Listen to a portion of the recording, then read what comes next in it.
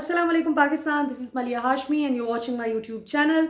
नाज़रीन, आप सबकी दुआओं, मोहब्बतों और पुरखुलूस नेक तमन्नाओं का बहुत बहुत शुक्रिया। सबसे पहले तो मैं आम तौर पर मुझे इतना वक्त नहीं मिल पाता कि मैं आप सबका फ़र्दन फ़र्दन इंडिविजुअली शुक्रिया अदा कर सकूं, लेकिन honestly I am really indebted to you all for your love and your selfless affection.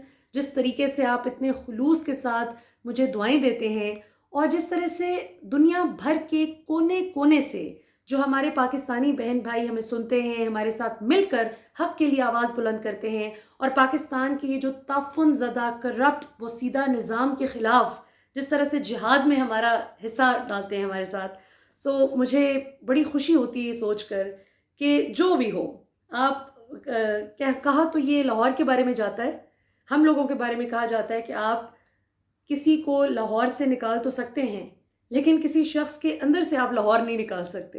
ये बात पाकिस्तान के लिए भी बिल्कुल सादिक आती है कि आप किसी को पाकिस्तान से निकाल तो सकते हैं, कोई रोज़गार के लिए परदेसी तो बन जाता है, लेकिन कभी भी उसके अंदर का पाकिस्तानी नहीं मरता और मरना भी नहीं चाहिए। भाई अल्लाह ताला सबको ज़िंदगी सेहत दें और अपने मुल्क की मोहब्बत की फिर क्या बात होती है। मैं जब कल कमेंट्स देख रही थी अपनी एक वीडियो यूट्यूब वीडियो के नीचे, तो उसमें एक साहब ने कमेंट किया था कि ये जो पीटीआई हुकूमत ने सऊदीया से ज़कात लेनी शुरू कर दी है, इसके बारे में आपका क्या ख्याल है। मैंने सोचा कि इसमें चूँकि मेरी हुकूमती ज़राए से भी बात हुई, अपोजिशन ज़राए से भी मैंने पूछा कि इसमें क्या मामला है, किस बात पर आप लोग तनकीद कर रहे हैं, हुकूमत से भी उनका मौक़िफ़ लिया और फिर मैंने अपने सहाफ़ती ज़राए से भी पूछा कि ये क्या मामला है। पता ये चला, जो सऊदीया के मीडिया सेल के साथ कनेक्टेड लोग हैं और जो सऊदीया को बड़े क्लोजली ऑब्जर्व करते हैं, उन्होंने बताया कि ये कोई आज की बात नहीं है, ये तो पिछले 14 साल से, कब से, पिछले 14 साल से किंग सलमान रिलीफ फंड के नाम से ये सारा मामला चल रहा है। और ये सिर्फ पाकिस्तान में नहीं है, बल्कि 44 और मुल्कों में ये फंड डिस्ट्रीब्यूट किया जाता है, जहाँ जहाँ पर इनको महसूस होता है कि यहाँ पर खुराक की कमी है, यहाँ पर लोग भूख से इनका जो है वो खुराक की किल्लत का शिकार हो सकते हैं लोग, तो वहाँ पर सपोर्ट करने के लिए किया जाता है। और अब तक आप हैरान होंगे सुनकर फिगर कि अब तक ये $3.25 अरब खर्च कर चुके हैं 1011 प्रोजेक्ट्स पर। कितने ममालिक में? 44 ममालिक में, जिनमें एक पाकिस्तान भी शामिल है, और ये पिछले 14 साल से हो रहा है।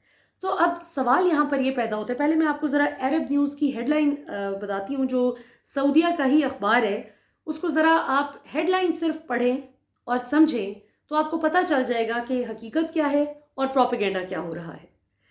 वैसे पिछले 2.5 साल से मैं तो सिर्फ ये प्रोपेगेंडा का ही रिबटल दे दे के थक गई हूँ। हसरत ही रह गई कि हम कोई और इन्वेस्टिगेटिव स्टोरी पर काम कर सकें। इतनी गलत खबरें आती हैं कि सिर्फ उनकी तरदीद करते करते ही दिन गुजर जाता है। अच्छा जी, किंग सलमान रिलीफ, ये जो इस प्रोजेक्ट का नाम है, king Salman relief, KS relief, completes 22 food projects worth $16.8 million in 14 years of Pakistan operations। क्या कहते हैं वो यहाँ पर कि पाकिस्तान में पिछले 14 साल से ये जो किंग सलमान रिलीफ ऑपरेशन, ये रिलीफ प्रोजेक्ट चल रहा है, ये आज अपना इसने 22 फूड प्रोजेक्ट्स कंप्लीट कर लिए पिछले 14 साल से, 2005 से लेकर अब तक। और कितनी रकम अदा हुई इस मद में? $16.8 मिलियन, यानी $1.5 करोड़ से जायद रकम किंग सलमान रिलीफ खर्च कर चुका है पाकिस्तान में फूड प्रोजेक्ट की मद में। 22 फूड प्रोजेक्ट्स इन्होंने कंप्लीट किए हैं 2005 से लेकर अब तक। यानी 2005 में जब ज़लज़ला आया 8 अक्टूबर 2005 को, तो उसके बाद पहली मरतबा इन्होंने ये रिलीफ प्रोजेक्ट दिया। और उसके बाद से लेकर इनको जब पता चला, इन्होंने जब ये विज़िट किया, तो पता चला कि बहुत से ऐसे इलाके थे जो कि अर्थक्वेक हिट नहीं थे, लेकिन ऑलरेडी वैसे ही उनमें बहुत सी भूख, अफलास और गुर्बत थी, लिहाजा वहाँ पर उन्होंने ये प्रोजेक्ट्स लॉन्च कर दिए। अब यहाँ पर 2 सवाल पैदा होते हैं। सवाल नंबर 1 कि अगर नून लीग और पीपल्स पार्टी में इतनी ही गैरत थी, क्योंकि 2005 में तो मुशर्रफ साहब का टाइम था, वो 2.5 साल बाद ख़त्म हो गया जब 2008 में हुकूमत आ गई پیپلز پارٹی کی، اور وفاق میں پیپلز پارٹی کی حکومت تھی، پنجاب میں تو نون لیگ کی حکومت آ گئی، اور اس کے بعد وفاق اور پنجاب حکومت دونوں ہی نون لیگ کو مل گئیں، اور سندھ حکومت پہلے بھی پروونشل گورنمنٹ پیپلز پارٹی کے پاس تھی اور پھر بھی ان کو مل گئی۔ سو مجھے یہ اس بات کا جواب دیں جو آج عمران خان پر تنقید کر رہے ہیں کہ جی آپ نے زکوٰۃ لینی شروع کر دی، وہ شرم کریں۔ آپ لوگوں کا ٹائم تھا پریڈومیننٹلی پچھلے یہ جو 14 سال کا ٹائم گزرا ہے، اس میں آپ لوگوں کا 2 سال مشرف صاحب کے گزار دیں آپ، اور اس کے بعد سے لے کر پیپلز پارٹی اور نون لیگ کے 10 سال ہو گئے۔ سو یہ پاکستان کے مختلف صوبوں میں اور مختلف ممالک میں، جو میں نے آپ کو بتایا کہ 44 ممالک تھے جن میں سے پاکستان ایک ملک ہے جہاں پر یہ والا پروجیکٹ کرتے رہے، اور $3.25 ارب سے زائد تقریباً یہ خرچ کر چکے ہیں 1011 پروجیکٹس میں پچھلے اتنے سالوں میں۔ سو کہنے کا مقصد یہ ہے، اور ان 1011 پروجیکٹس میں سے محض 22 فوڈ پروجیکٹس پاکستان میں کیے گئے۔ سو غیرت کی باتیں تو وہ لوگ کرتے ہوئے اچھے لگتے ہیں جنہوں نے پینما کیس جیسی، اب میں کیا کہوں، اب روزہ بھی ہے، میں کیا کہوں کہ پینما کیس جیسی اچیومنٹ سے پاکستان کے گلے میں گولڈ میڈل نہیں ڈلوائے ہوتے۔ غیرت کی باتیں وہ کرتے ہیں، غیرت کی باتیں وہ کرتے ہوئے اچھے لگتے ہیں جو سرے پیلس جیسا وہ کیس کہ جس میں $60 ملین پاکستان کو جو ملنے تھے وہ محض اس لیے نہیں ملے کہ یوسف رضا گیلانی صاحب نے سپریم کورٹ آف پاکستان کی ڈائریکشنز کے باوجود وہ لیٹر سوئس اتھارٹیز کو لکھنے سے انکار کر دیا اور کہا کہ میں نہیں لکھوں گا، کیونکہ وہ لکھنے کا مطلب تھا کہ زرداری صاحب کا وہ لوٹا ہوا سارا پیسہ پاکستانی عوام کو مل جاتا۔ سو یہ کس کو غیرت کی باتیں سکھا رہے ہیں؟ اور خاص طور پہ جو نون لیگ اس پر بہت شور مچا رہی ہے اور مدینہ کی ریاست کی بات کر رہے ہیں۔